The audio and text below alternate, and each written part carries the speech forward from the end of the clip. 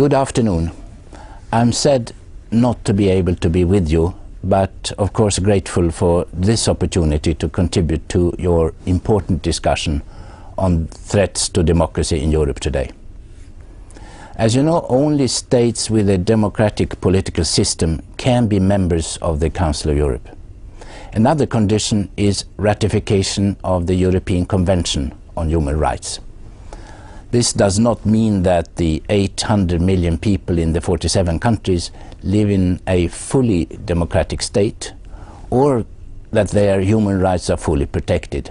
There are deficits in this regard all over the continent, and one of my tasks is to try to identify them and to suggest remedies.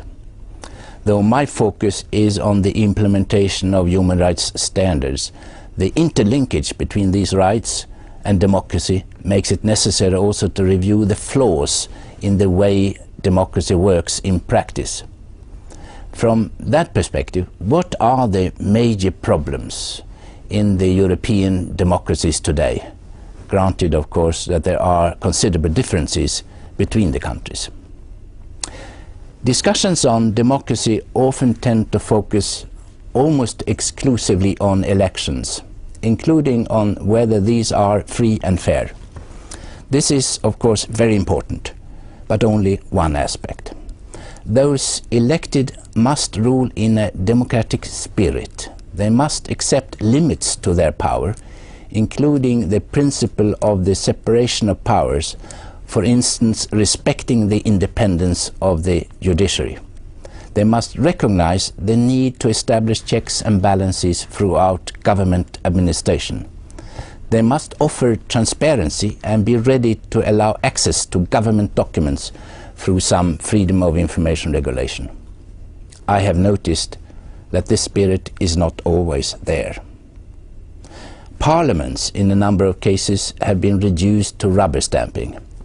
It is, of course, natural that the government parties are strong in the elected assemblies, but an active, competent opposition is crucial for democracy, not least in order to keep the possibility of an alternative alive. I have noticed that where there are lively parliamentary discussions, the protection of human rights tend to be more advanced. A major problem, in my opinion, is that a large portion of the population is not part of the democratic processes at all. Poor and marginalized people have in reality very little say in the running of their country, district or municipality. They are deeply disadvantaged, more than others, in their daily lives by the widespread corruption. Surveys have shown that those who need protection the most are the least informed on how and where to complain or to seek support. At the moment, there are many meetings about the situation of the Roma communities in Europe, and typically, very seldom is any Roma representative even invited. They are not the only ones. Other minorities and vulnerable groups have little voice in our democracies. The economic crisis and the resulting high unemployment rate have caused further feelings of insecurity, even fear, not least among those who feel distanced from the political decision makers. This has given extremist groups a possibility to recruit supporters and gain political ground, as we have seen in some recent elections.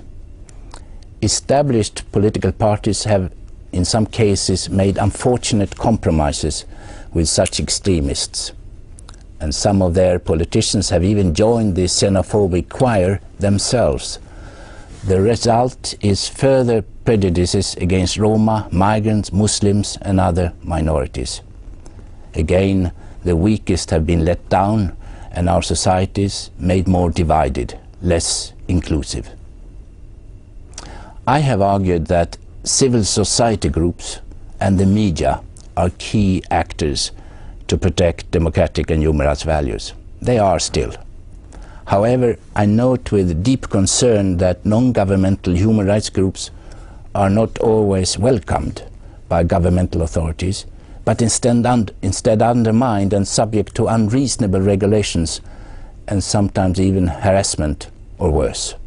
The protection of human rights defenders has become one of my priorities.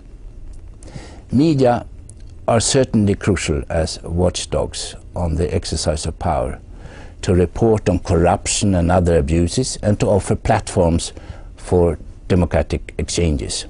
This is, however, not exactly how the media function or can function in several member states today. It still happens that criminal procedures are initiated in response to critical media reports, or that punitive compensation is demanded through civil court cases. Television is more or less monopolized by government interests in a number of countries, partly because of the politicization of the allocation of frequencies. There are also problems inside the media themselves.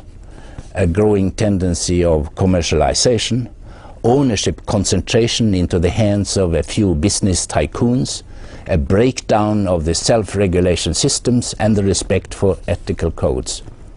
I myself welcome much the campaign for ethical journalism now initiated by the International Federation of Journalists. In totalitarian states, there is no space to discuss what must be done to improve the system of governing. We do have such space, but the fact that we have some democracy and some protection for human rights is no reason for complacency. We need to be self-critical. Only then can the remaining gaps be filled. Thank you.